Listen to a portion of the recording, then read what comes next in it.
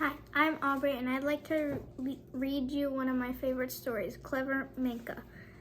There once lived two farmers, one mean but very rich, the others humble but very poor, and they were at dispute. The rich farmer had promised to give his best cow to the poor farmer in return for preparing his fields for planting, but was now refusing to pay his debt. The poor farmer was forced to go the judge and solve this dispute. Now the judge was a good man, but he was young and sometimes a little foolish. Instead of granting the cow to the poor farmer as would I, the foolish, instead of granting the cow to the poor farmer, as would you or I, the young judge decided to set a riddle. Whoever solved the riddle could keep the cow. I wanted to tell me this. What is the fastest thing in the world? What is the sweetest thing in the world? What is the richest?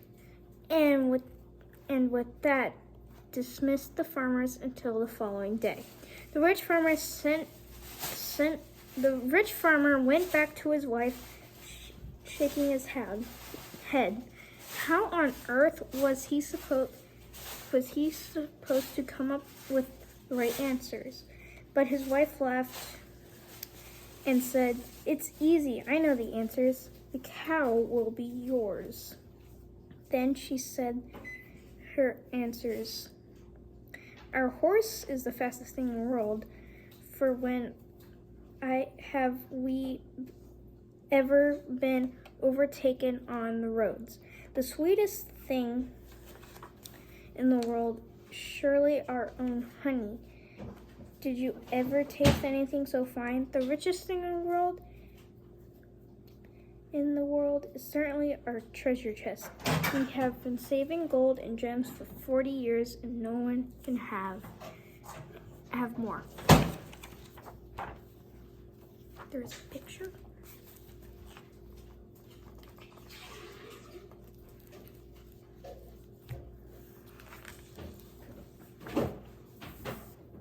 The richest farmer was very well pleased with his wife's answers and went to bed that night happy. The poor farmer had no wife to give him the answers, only a daughter, McCann. When he told the riddle to McCann, he said, "I fear that I shall lose the cow, and then what shall we do?" But McCann said, "Do not fret, Papa dear, for I shall tell you what to say." The next morning, the two farmers stood once.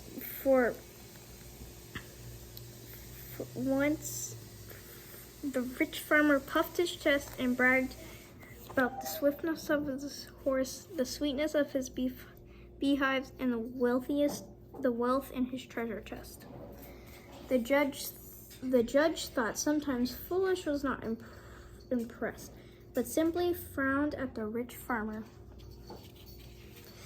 Then he asked the poor farmer to take his turn.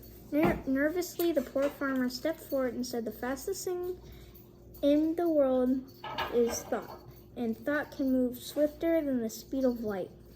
The sweetest thing in the world is sleep. When you are tired, nothing is so sweet, and the richest thing on the earth itself, for all the riches spring from the earth."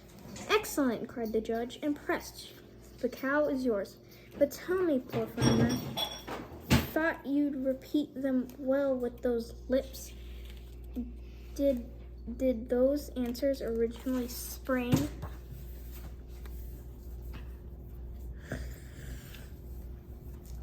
Surprised the judge had guessed his secrets, the poor farmer admitted that his daughter, thinking, had indeed answered the riddle. "I'd like to see his daughter of yours," said the judge. "Tell her to come and meet me. But tell her this: She must not travel by day nor by night, neither on a horse nor on foot, and neither cloth nor unclothed.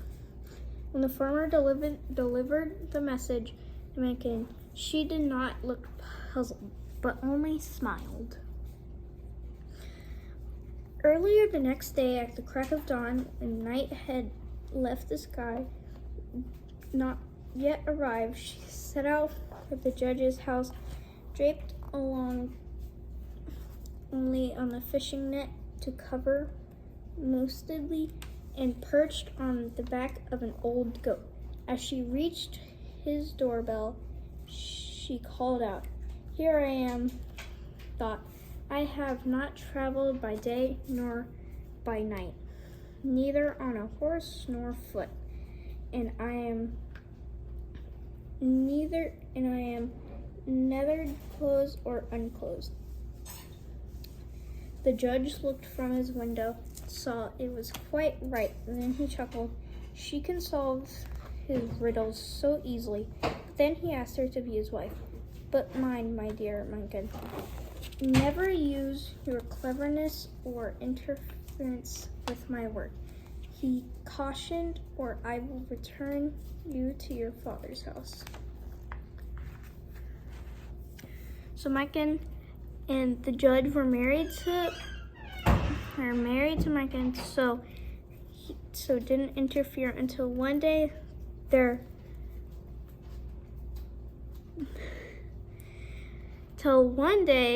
came a patriarchal case before judge, and dispute involved the owner of the mare that had given birth to a foal at the marketplace and the owner of the cart under which both the mare and foal had taken refugees. The owner and the mare declared, of course, that the foal belonged to him, but the owner of the cart argued that the foal had been found under his cart, and therefore the foal belonged to the cart.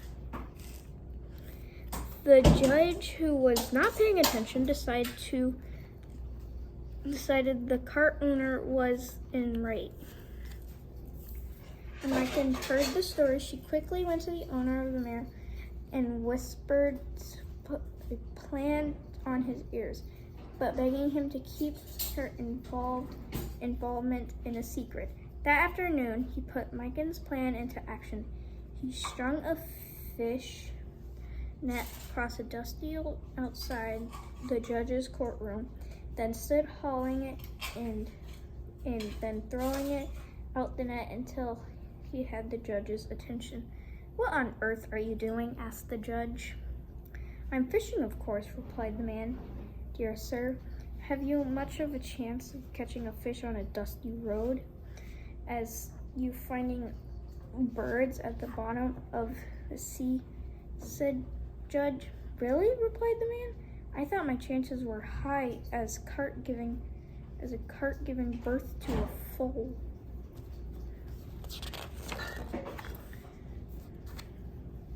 The judge recognized the owner of the mare and realized his error and declared him the rightful owner of the foal.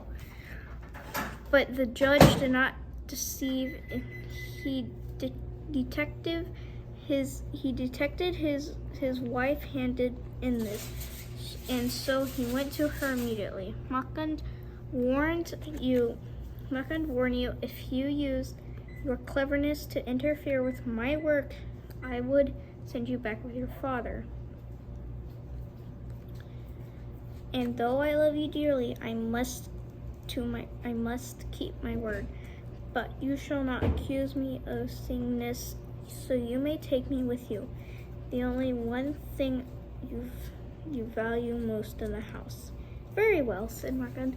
"I will return to my father's house. Only one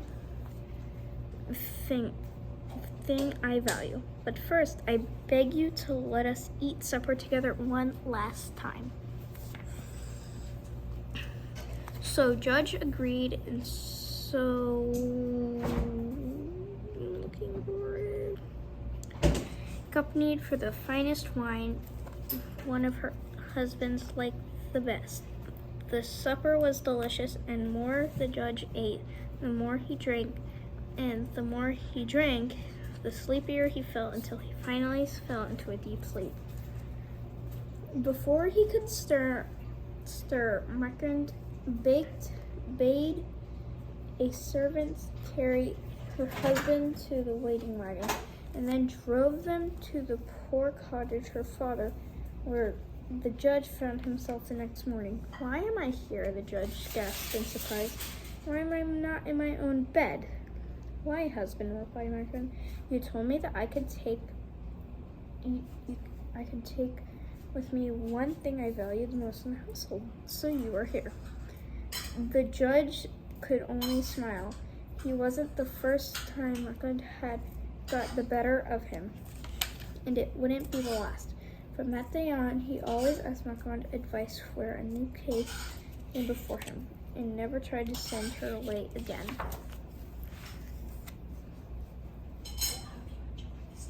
I hope you enjoyed the story, and that was the end. I hope you liked it.